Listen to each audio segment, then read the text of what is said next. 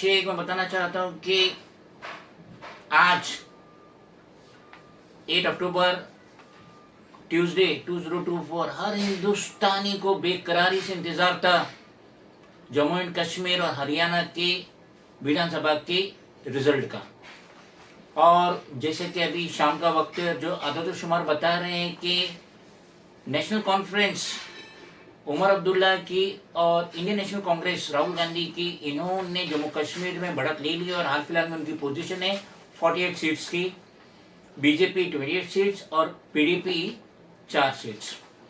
हरियाणा का जो रुझान अभी तक आया है, जिसमें बीजेपी को 47 सीट्स और कांग्रेस को 36 सीट्स मिल रही है। तो हर एक का अलग आदत शुमार होगा कि क्या वजह है कि कांग्रेस, जिसका हर जगह बोलबाला था कि हरियाणा में वो जीत जाएंगी, और अमित शाह और नरेंद्र मोदी ने इलेक्शन जो 5 अक्टूबर को, उससे 2 दिन पहले ही मैदान छोड़ के भाग गए। मुश्किल से 2-3 रैलीज नरेंद्र मोदी ने की और अमित शाह ने मुश्किल से 5 रैलीज की, जबकि ये दोनों बहुत ज्यादा रैलीज करते हैं हर इलेक्शन में।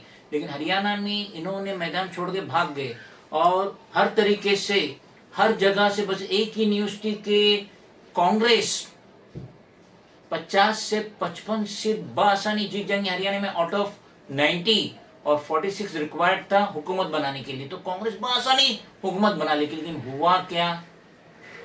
कांग्रेस 36, बीजेपी 47। हालांकि दोनों को 2019 के जो रिजल्ट थे उससे ज्यादा सीट्स मिली है। तो कहने का मकसद ये कि मेरे नजरिए के मुतालिक शायद कांग्रेस पैसा खर्च करने में पिछड़ गई, क्योंकि सोशल मीडिया के तहत बताया जा रहा था कि 3 से 5 हजार रुपया हर वोट के आवाज में दे रही थी बीजेपी। उसके अलावा अगर 10 वोट है फैमिली का तो scooty free, washing machine free, सिलाई की मशीन फ्री, फ्रिज फ्री, यानी रेवड़ियां बहुत बढ़ रही थी। और शायद ये पैसे का ही कमाल था कि बीजेपी वहां पे जीत रही है हरियाणा में, क्योंकि बीजेपी के पास देश के 2 सबसे बड़े बिजनेसमैन हैं, मुकेश अंबानी, गौतम अदानी, जो कि कांग्रेस के पास नहीं है। और बीजेपी वैसे भी दुनिया की सबसे बड़ी और सबसे धनी पार्टी है, और मुख्तलिफ वे से इलेक्ट्रल बॉन्ड कई तरीके से बीजेपी ने अपने पेटी को पैसों से भर दिया। तो यहाँ पे मेरे नजरिए से कांग्रेस की हरियाणा हारने की वाहिद वजह है शॉर्ट ऑफ मनी। मगर ये रोल महाराष्ट्र में नहीं चलेगा।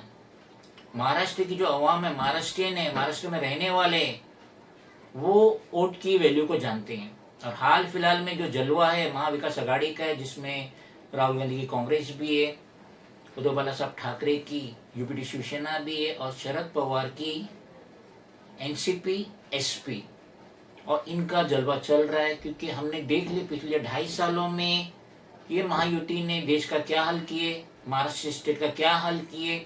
इन्होंने जो 4,000 करोड़ रुपया बांटे थे लाडली बहना के तहत 18 साल से 65 साल की लड़कियों और औरतों के लिए, तो बहुत सारों को मिला, बहुत सारों को नहीं मिला, बहुत सारों को डबल मिला।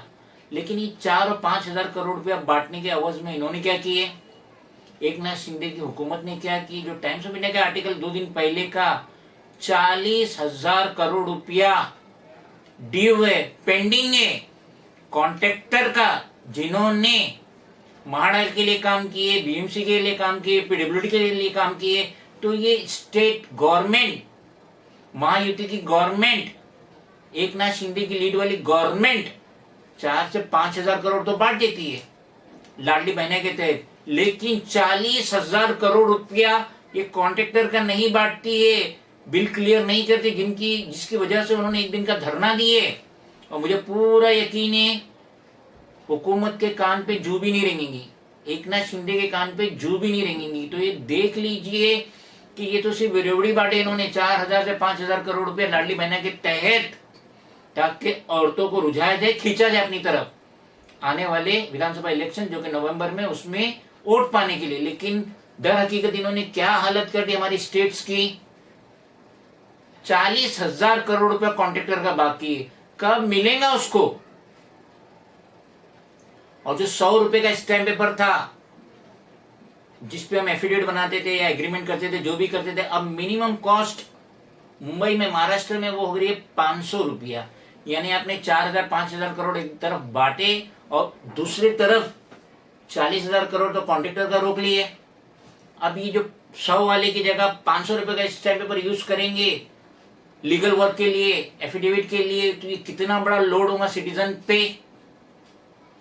हर मुहाज में फेल हुई है महायुति की हुकूमत। अब तो इनके लाले पड़े। और ये जो रिजल्ट आया हरियाणा का, मैं सुबह से देख रहा था, जिसमें बीजेपी के जो स्पोक पर्सन थे वो कह रहे थे कि ये पब्लिक की जीत है।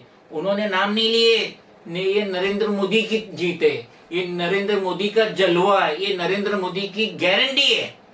अब वो बोल रहे हैं कि ये पब्लिक की जीत है, पब्लिक का रुझान है, पब्लिक की हेल्प है, पब्लिक लाइक करती बीजेपी को। अब नरेंद्र मोदी का नाम चर्चा कहीं नजर नहीं आया। तो जो महाराष्ट्र स्टेट में जो इलेक्शन होने वाला है, हरियाणा जम्मू कश्मीर में 96 थी विधानसभा की, यहाँ 288 है।